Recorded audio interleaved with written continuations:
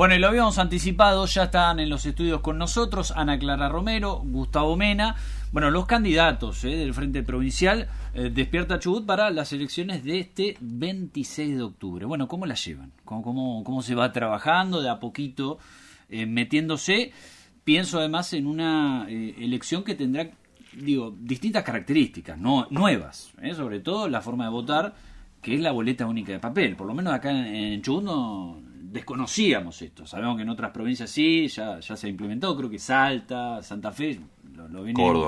Córdoba, exactamente. Pero bueno, va a ser una novedad aquí para la provincia del Chubut. Tal cual, va a ser una novedad que pudimos lograr también en base a un proyecto que tanto Gustavo como yo impulsamos mucho, y después Gustavo, junto con la legislatura, lo pudo convertir en una realidad en el Código Electoral para nuestra provincia. Así que, si bien es un desafío, estamos convencidos de que es un método superador, no solo que ahorra dinero, sino que genera transparencia y la posibilidad de que todas las ofertas electorales estén sobre la mesa para todos los chubutenses. Y además va a estar, por supuesto, el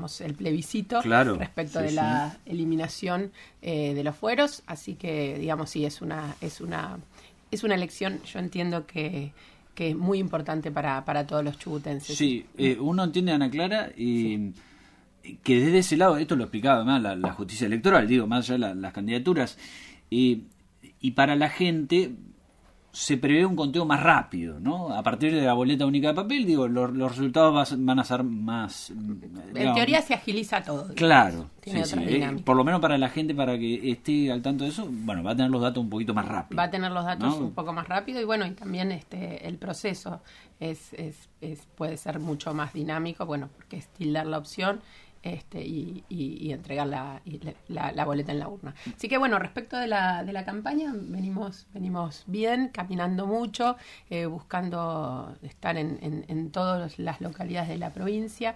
La verdad que tanto Gustavo como Nacho, desde la gestión, y a mí desde el lugar que me toca, siempre hemos tratado de estar muy cerca, pero siempre en la campaña esto se intensifica, y ir conversando en una situación difícil que atraviesa nuestro país, pero también contando sobre todo mucho de lo que venimos haciendo como gestión, con el absoluto respaldo del gobernador, que la verdad que también es muy importante. Todas las cosas, las obras, las políticas de Estado que estamos, instalando, todo el trabajo de la legislatura, que tiene que ver con este proyecto provincial que es Despierta Chubut, y que es el que nosotros respaldamos y el que entendemos que tiene que llegar al Congreso para poder representar justamente la voz de los chubutenses. Bueno, ahí lo mencionabas, Ana Clara, un trabajo que se ha hecho con respecto a los fueros, que se va a poner a referéndum, y un laburo que se hizo desde la legislatura, ¿no? Porque esto previamente, Gustavo pasó por la Cámara de Diputados, hubo un tratamiento y finalmente... en el medio hubo medidas judiciales, que ahí me contará cómo sigue esa cosa, amparo de todo tipo, pero lo cierto es que va a haber un referéndum, algo aparte que va a estar votando la gente por sí o por el no a los fueros. Esto es lo que también va a ser de novedad para el 26 de octubre. Sí, a la par de la elección nacional de diputados nacionales hay una elección provincial que es este referéndum. También acá en Trelew y en Esquel se eligen representantes populares al Consejo de la Magistratura, así que debuta el Código Electoral Provincial, ese que la provincia no tuvo desde su fundación, que la legislatura aprobó, también con boleta única con el mismo formato que la nacional, así que también eso simplifica al elector, ¿no? Porque tiene el mismo diseño que la boleta única nacional. Y en el tema de los fueros, es un referéndum, es decir, es una instancia de democracia semidirecta donde la gente, la sociedad, cada elector vota para tomar la decisión, no para elegir un representante, sino que decide por sí misma. Es una instancia importante porque en Chubut esto no pasaba hace 32 años. La última vez que hubo un referéndum constitucional fue en 1993, cuando con la anterior constitución se amplió el periodo de sesiones ordinarias. Antes la legislatura sesionaba desde el 1 de mayo al 30 de octubre y en aquel caso se votó para ampliar ese periodo. Y a nivel país hubo una sola vez un plebiscito en la historia, que fue en el 84, cuando el presidente Alfonsín convocó para validar, o no, el pueblo lo validó, el Tratado de Paz con Chile, luego del conflicto del Beagle y la mediación papal. Así que eso en sí mismo es importante. Después el tema a decidir es la eliminación de los fueros. La pregunta es sí a la eliminación de los fueros o no a la eliminación. ¿Es por el sí o por el no? Por el sí, pero para tenerlo claro, no es sí a los fueros o no a los fueros, sino sí a la eliminación de los fueros o no a la eliminación de los fueros. Y ese fue un compromiso que ya fue expuesto en la campaña, que tiene que ver con consagrar la igualdad ante la ley. Todos sabemos que la corrupción, y lo sabemos muy bien en esta provincia, ha sido un mal endémico que se disparó sobre todo desde los 90, y siempre a la par de la corrupción, que también aprendimos que corrupción es privar de recursos que son de todos, que deberían ir a bienes y servicios públicos y que van para otro lado, para bolsillos de empresarios y de políticos corruptos. Y un problema de la corrupción ha sido la impunidad, porque en general todos los hechos de corrupción, no todos, pero la mayoría, terminan impunes. Y terminan impunes a veces por defecto de investigación, por cuestiones ajenas a los procesos, pero también por los fueros. Los fueros, primero discutíamos si eran inmunidad de proceso o solo de arresto. Eso hubo un avance, cierto, a principios de este siglo, pero siempre está, y conocemos muchísimos casos de personas condenadas que la pena no se puede cumplir porque hay fueros. En el caso del Congreso de Cuadra, ¿no? El senador. Bueno, ¿no? que él fue desaforado, destituido, ahí funcionó el esquema. Hay un caso en Santa Cruz ahora que digamos que todavía la legislatura no lo trata. Tuvimos un juez federal, Bento, en Mendoza, que estaba vinculado a una causa de narcotráfico. Sus compañeros de causa, sus listiconsortes, estaban presos tras las rejas, y él no solo no estaba preso, sino que impartía justicia, era juez federal de Mendoza, nada menos. Sí. Mandaba gente presa, pero él, y tanto fue así que el día que lo destituyeron fue derecho a la prisión. Bueno, digamos, es evidente que no pone a todo el mundo en igualdad ante la ley, porque cualquiera que tiene fueros, yo tengo fueros, si hay una condena penal, esa condena no se puede cumplir si no es con la aprobación, con una instancia de un cuerpo legislativo, provincial, municipal, etcétera. Tuvo su explicación esto, por supuesto, cuando nació el Parlamento y había que limitar el poder del monarca absoluto, pero es evidente que en los últimos años, décadas, no ha sido para eso, y forma parte de una agenda de transparencia que se planteó con ficha limpia, que es un debate que todavía a nivel nacional no está saldado, que lo boicotearon del lado del kirchnerismo, que lo boicoteó el gobierno nacional también, que acá el gobernador planteó una ley que lo amplió a cualquier tipo de delito doloso, no solo los de corrupción. Extinción de dominio, ayer o anteayer salió el primer fallo. Somos la única provincia junto a Mendoza que tiene ley de extinción de dominio, que es una ley que plantea una presunción de que los bienes que entraron al patrimonio de alguien acusado de corrupción con posterioridad a los hechos que se le imputan son mal habidos. Si él se invierte la carga de la prueba, esa persona tiene que demostrar el origen, y si no lo demuestra, se le priva de esos bienes y se utilizan para un fin público. Y repito, salió la primera sentencia de un inmueble en Playa Unión que se va a subastar para esto, y lo de los fueros es lo mismo, y es una instancia que en definitiva, vos lo decías, lo votó la legislatura, pero esto todavía no rige. Sí. Si vos hoy lees la Constitución, sigue habiendo fueros, lo va a decidir el pueblo, la gente, y eso, y digo, para los que hablan de cuestiones de constitucionalidad o inconstitucionalidad, sí. Ayer o anteayer se aprobó la nueva Constitución de Santa Fe, que acaba de eliminar los fueros, es decir, no estamos solos. Me pones a tono un poquito con lo que está pasando. Yo decía también ahí, resistencias del ámbito judicial y también del ámbito sindical, ¿no? Con diferentes planteos, ¿no? Estas cosas también aparecieron. Pero son muy minoritarios, no del sindicalismo en su conjunto. También cabe acotar que no estamos hablando de los fueros sindicales, estamos hablando de fueros penales.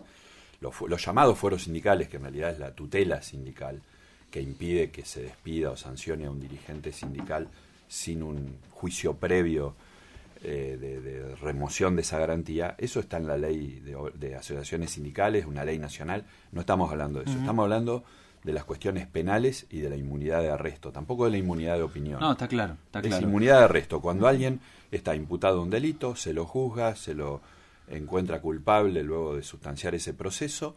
Si esa persona, sindical, diputado, gobernador, vicegobernador, intendente, es encontrado culpable y condenado, a diferencia de cualquier otra persona, no va preso. Tiene que ir a pedirle permiso el juez a un cuerpo legislativo, y eso es lo que se está planteando, terminar con eso. Exactamente. Bueno, ahí decía Gustavo lo de ficha limpia, ¿no? Me mirabas, Ana Clara, como diciendo, bueno, sí, me agarró claro, estuve en ese debate, ¿no? Estuvimos en ese que se habló un montón. Como se ha hablado tanto de la Cámara de Diputados, de la Cámara de Senadores, lo que pasa en el Congreso, yo muchas veces lo decía, a veces ha pasado que se producían sketch, ¿no? Lamentablemente, ¿no? Con diferentes situaciones.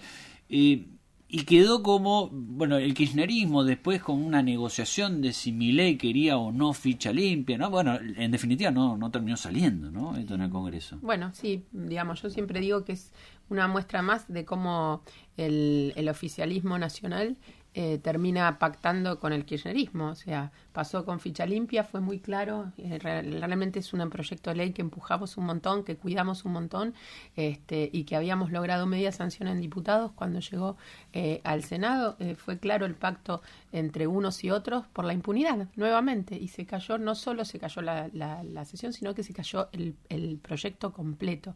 Lo mismo pasó, por ejemplo, con la interpelación, digamos, a funcionarios en el caso Libra, donde el kirchnerismo y el oficialismo nacional se pusieron de acuerdo para excluir a Karina Milei del tratamiento.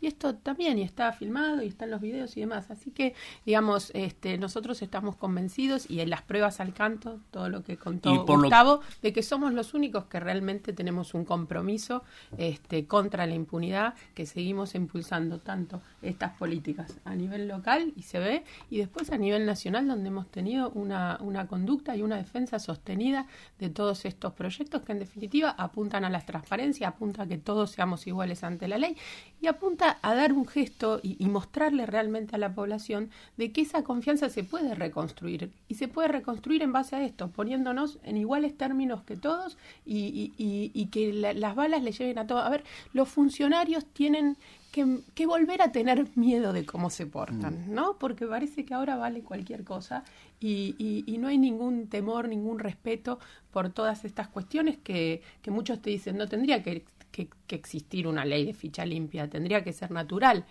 Bueno, lamentablemente no lo es. Entonces nosotros seguimos con esa agenda, y la verdad que la hemos impulsado y la hemos respaldado todo lo que hemos podido, y nos hemos peleado con quien nos hemos tenido que pelear, de uno y otro lado, para sostener esa defensa. Y en esto, ¿no?, que planteaban justamente del gobierno nacional, ¿cómo toman esta reacción, ¿no?, que está teniendo el presidente? Digo, ha pasado una elección clara, ¿no?, en la provincia de Buenos Aires, caudal electoral, y esto generó un cimbronazo, es así, porque ahí está el 40% del padrón electoral, ni más ni menos. Mesa federal, así la denomina el presidente, aparecen los gobernadores, bueno, estuvo Rogelio Frigerio, aparece un ministro del Interior que no estaba. Digo, ¿cómo se ven estos gestos que pueda llegar a estar tomando el presidente? Porque en el medio, además, digo, en paralelo, se baja la ley de ATN, ¿no?, que también había salido de diputados. Sanción de diputados. Exacto. Exactamente.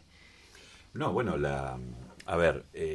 se habla de la provincia de Buenos Aires, en realidad hay una seguidilla de elecciones, con la excepción de Cava, han ganado los oficialismos provinciales. Una semana antes, y con un resultado todavía mucho más contundente en porcentual de votos, ganó el oficialismo en Corrientes, un espacio provincial cercano a nosotros, y de hecho el gobernador electo proviene del radicalismo, es un frente como Despierta Chubut, de un sesgo provincial importante. También pasó en Jujuy, también pasó en Santa Fe, en la elección de constituyentes, justo hablábamos de la reforma, y la verdad que esto habla también de que hay, frente a un gobierno nacional que tiene un sesgo unitario, como también lo tuvo el de Alberto Fernández y Sergio Massa, que vaya si lo sabremos nosotros, que nos legaron ese endeudamiento del Fondo Fiduciario de Desarrollo Provincial con esas tasas usurarias que generó ese conflicto que tuvimos con el gobierno nacional a poco de iniciar la gestión de Nacho, cuando nos retuvieron 1/3 de la coparticipación de febrero del 24.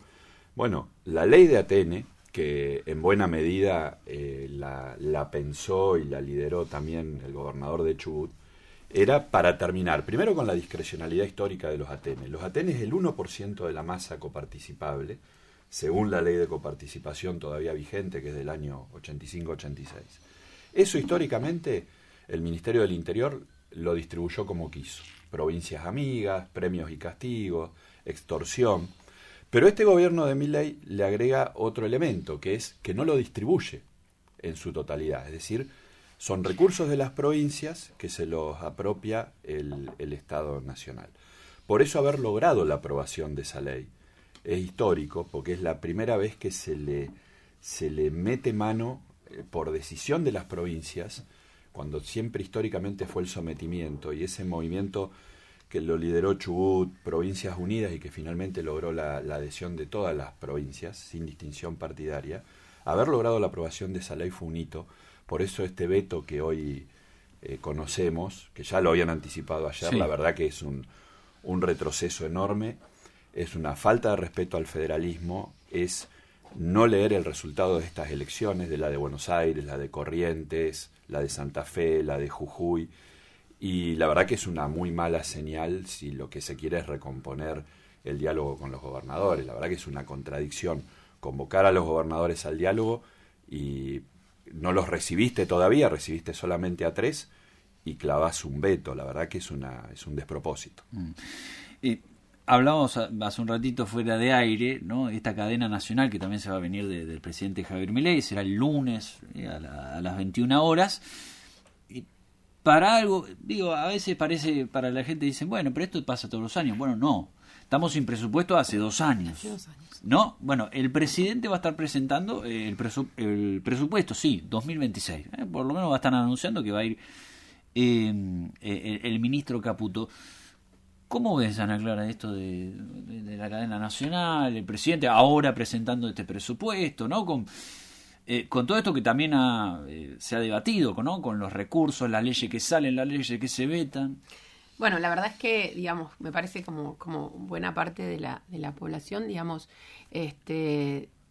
las expectativas son cada vez menores, pero en función de lo que nosotros venimos viendo, ¿no es cierto? Digamos, en el 23, respecto del presupuesto del 2024, Massa y Milei llegaron a un acuerdo de que no iba a haber presupuesto. Fue un acuerdo entre ellos. En el presupuesto 25 lo anunció Milei con bombos y platillos, y después Espert lo trabó en la comisión de presupuesto y no se pudo avanzar en la discusión.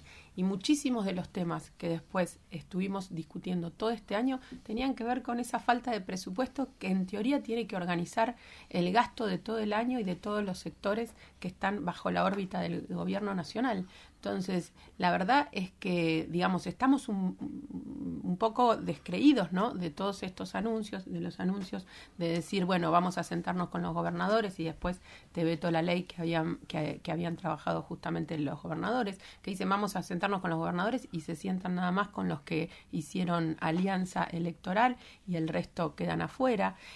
Vamos a anunciar ahora un presupuesto, como fue el año pasado, lo hizo en prime time a las 9 de la noche en el Congreso, no sé si ustedes se acuerdan, y finalmente no contribuyeron al tratamiento y al avance.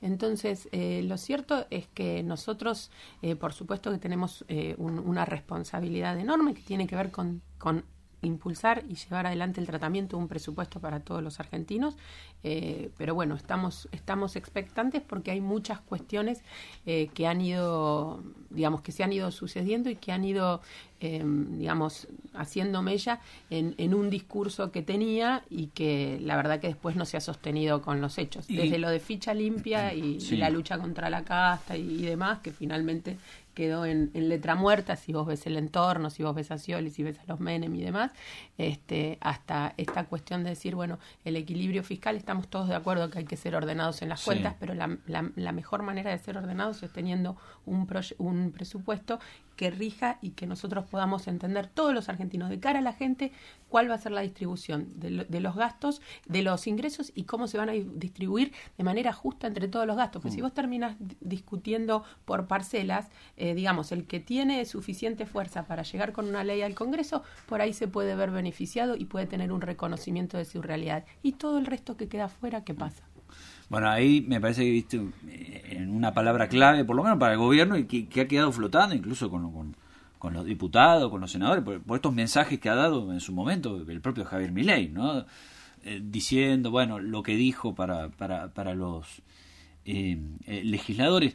¿Vos cómo tomás, Ana Clara, también esto que surgían como cuestionamientos de en algún momento, bueno, en tu caso que estabas en el Congreso, se acompañaba, o Ana Clara Romero acompañaba aquellas políticas que necesitaba Milei en contra a veces de algunos sectores?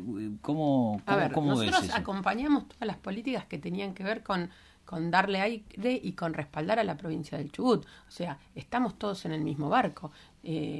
Chubut quiere que a la Argentina le vaya bien y a Chubut le conviene que a la Argentina le vaya bien. Y la realidad es que en diciembre del 2023 estábamos a la puerta de una hiperinflación. O sea, digamos, la deuda que señalaba Gustavo y que te hacía todo el raconto no es mágica. Guarda, acordémonos de dónde veníamos. El otro día me decían, por ejemplo, con el tema de energía y demás, me decían, bueno, pero ahora, sí, por supuesto, la presidenta de la Comisión de Energía hoy es de La Libertad Avanza. La verdad que es un desastre, no quiere abrir nunca la comisión. ¿Quién es? Villaverde. No quiere abrir nunca la comisión y demás. Logramos que abriera la comisión, sacamos hidrógeno verde, Mirá, sacamos... Villaverde, con Villaverde. Bueno, sacamos hidrógeno verde, sacamos renovables, y nos costó un montón y el kirchnerismo decía no hay discusión.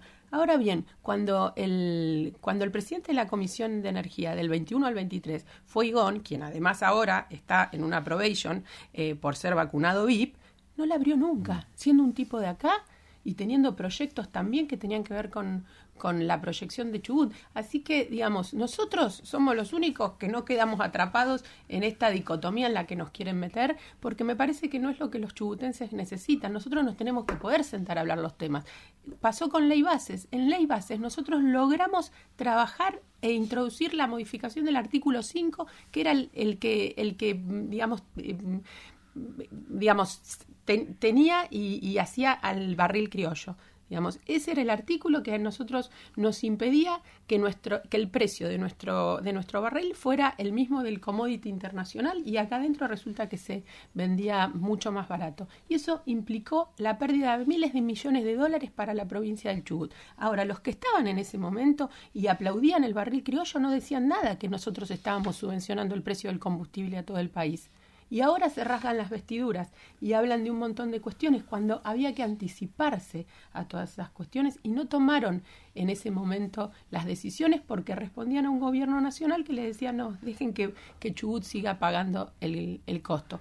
Y esa discusión fue posible porque nos sentamos y porque tuvimos el lugar y pisamos fuerte para hacer esa modificación en la Ley Bases. Y con el mismo criterio excluimos el capítulo de pesca. ¿Ustedes se acuerdan lo que era el capítulo de pesca? ¿Qué hubiera pasado si nosotros no nos hubiéramos sentado, si no nos hubiéramos hablaba de bueno, internacionalización de las aguas, ¿no? Digamos, no es que nosotros votamos, digamos, eso es una mentira que tratan de instalar ganancias. Nosotros votamos en contra de la reinstalación del impuesto a las ganancias justamente porque había dejado de lado las deducciones por zona patagónica. Bueno, nosotros tenemos bien clara cuál es nuestra jubilados camiseta. En algún momento, Ana Clara, jubilados en algún momento se hablaba también. En jubilados nosotros siempre tuvimos una alternativa que era mucho más razonable y que tenía que ver con la actualización del IPC. Y ahora los que se rasgan las vestiduras son los que en el 2021 desacoplaron de la inflación las jubilaciones. ¿Ustedes se acuerdan que Alberto llegó por decreto, suspendió la fórmula y después sacó una ley donde desacopló en la Argentina desacopló las jubilaciones de la inflación? Entonces, digamos, si vamos a dar la discusión hay que darla sin hipocresías y de cara a la gente. Y nosotros apoyamos jubilaciones, apoyamos discapacidad. Con discapacidad, ¿cuál era nuestra objeción? Que decía, hagamos una mejor ley, porque esta emergencia en diciembre del 2026 se cae. Nosotros queremos que el IPC para todas las prestaciones de discapacidad sean de acá en adelante. ¿Por qué tiene que ser en el marco de una emergencia y hasta el 2026? Esas son las discusiones que damos. Lo que pasa es que a algunos les conviene esa dicotomía, no discutir los temas y no tener memoria. Bueno, ahí mencionaba Ana Clara justamente el tema energético. Y no quiero pasar de largo este tema, ¿no? El hidrógeno verde, que también Gustavo lo viene trabajando del tiempo que estaba también en la Cámara, ¿no? Como diputado, además de un proyecto que es la promoción de esta energía, que la está demandando Europa, la está demandando el mundo, y que acá somos, potencialmente tenemos todos los recursos, ¿no? Molinos eólicos, con lo que se genera justamente el hidrógeno verde. Y se dio un paso muy importante, ¿no? Con ese dictamen que estaba trabado, no sé por qué, no sé cuál era el motivo para que eso finalmente no avanzara allí. Sí, este es un tema que viene de 6 años por lo menos, que costó meterlo en la consideración. Después los hechos demostraron que hay una demanda creciente, sobre todo Japón, Corea, Alemania. Hay interés inversor, pero bueno, el país necesitaba ordenar su macroeconomía y tener un marco legal. Está claro que sin marco legal no va a haber inversiones, donde se hizo marcos regulatorios apropiados, Chile, Uruguay, Brasil, hay inversiones importantes. Chubut tiene toda una historia porque hay una empresa nacional, privada, petrolera, pero que hizo su propia transición energética porque incursionó en las renovables y después produce hidrógeno verde. O sea, no es una idea, lo hace. Claro, esa para piloto está en Comodoro. Sí, en Comodoro, sí, que es más que piloto. No es piloto, no es claro, empezó siendo piloto. No tiene tal vez escala comercial justamente porque no hay un sector desarrollado, pero lo produce, mueve la electricidad, la energía de su yacimiento petrolero con hidrógeno, tiene todo un desarrollo tecnológico de reserva o de guarda en un reservorio natural de gas natural y desarrolló incluso un hidrógeno-ducto. O sea, Chubut tiene mucho para dar. Por eso venimos trabajando en una ley que también lo ha hecho Ana, Edith Terenzi en el Senado, y que después también se sumaron los otros bloques, porque también hay que decirlo. Y bueno, y se presenta esta oportunidad, que es que después de tanta resistencia, cuando hemos tenido, como decía Ana, chubutenses presidiendo la Comisión de Energía y no dieron lugar a esto, se presenta esta posibilidad que la forzaron de alguna manera con mucho vigor Ana, Martín Maquieira de La Pampa, y se logró. El dictamen que se sacó, ¿es la mejor ley? No es la que impulsábamos nosotros, pero es la posible. Y es la que va a permitir que en todo caso, después sobre la base de una ley, ir mejorándolo. Pasó con renovables y el trabajo que hizo en su momento Marcelo Inle. Y llamativamente se sacó dictamen, pero ahí, por un voto. Y es increíble que el kirchnerismo no haya acompañado, los representantes de Chubut no hayan acompañado. Yo leí ayer o anteayer que se hablaba que hablar de hidrógeno verde hoy es como hablar de vender lotes en la luna. La verdad que es una falta de respeto a todo ese trabajo multipartidario, académico, porque hay una plataforma. Hablamos mucho de la defensa de las universidades. En esa plataforma nos acompaña la UTN, el Centro de Regulatorio Energético de la UBA, la Asociación Argentina de Hidrógeno, cámaras empresarias, sector público, sector privado. Se han hecho foros en Comodoro, en Caleta, en Madryn, en Calafate, en Buenos Aires. Y la verdad que, el que realmente vendió lotes en la luna y aplaudían todos fue el gobierno de Alberto Fernández, de Sergio Massa, cuando anunció aquellas inversiones de $5.000 millones que nunca ocurrieron y que por supuesto nunca iban a ocurrir por el desastre que tenían de la macro, porque nos pusieron a las puertas de la hiperinflación y porque no trabajaron lo que había que trabajar, que es mediano y largo plazo con una ley. Sistemáticamente se resistieron a tratar un proyecto de ley en el Congreso. Y lo digo como autor del primer proyecto de ley. No todos, porque hubo gente, incluso en el gobierno de Alberto Fernández, que trabajó seriamente. Recuerdo a Gustavo Vélez, a Matías Culfas cuando fue ministro de Producción, que intentaron meter este tema en la agenda del Consejo Económico y Social, pero después, digamos, evidentemente a la gente seria la echaron, ¿no? Eran los tiempos de las fiestas en Olivos, de todas esas distracciones que tenía evidentemente Alberto Fernández, pero bueno, ahora tenemos esta chance de mejorar incluso este dictamen cuando se trate en diputados, de mejorarlo cuando lo revise el Senado, pero por algún lugar hay que empezar. Y yo creo que ese fue un voto anti-Chubut. También ese día en la Comisión de Energía se trató la prórroga de la ley de renovables, la ley Guinle, que siempre lo decimos, no ahora. Guinle fue un dirigente del peronismo, pero que es un orgullo para todo Chubut, fue un gran intendente de Comodoro, y tuvo la visión de trabajar en eso cuando Argentina tenía... las renovables implicaban el 0,5% de la matriz energética argentina, o sea, nada. Y ahí tuvimos una política de Estado, porque esa ley se aprobó en el gobierno de Cristina, pero se puso en marcha en el gobierno de Macri, y llegamos al 20%, que es la meta de la ley. Y nosotros, Chubut, somos la provincia que tiene la mayor capacidad, o la mayor potencia instalada, que nos da estas ventanas de oportunidades del hidrógeno verde, que no es que va a ser una panacea de hoy para mañana, pero que en el mediano y largo plazo va a permitir generar empleo, va a permitir industrializar el hidrógeno en el lugar, inversiones, no lo que nos pasó con el petróleo, que se extrae acá y se refina en otro lugar. El hidrógeno no se puede exportar gaseoso, hay que exportarlo licuado, hay que convertirlo en amoníaco. Todos los proyectos hablan de esa conversión, hacerla acá mismo, usar nuestros puertos. Entonces nosotros no nos podemos cerrar a aprobar o avanzar en ese tipo de legislación. Bien. Gustavo, Ana Clara, muchísimas gracias por estar acá, compartir un minutito aquí en los estudios. Bueno, me imagino seguirá la agenda que tienen ustedes por allí. Bueno, gracias. Muchas gracias a ustedes. Bueno, gracias.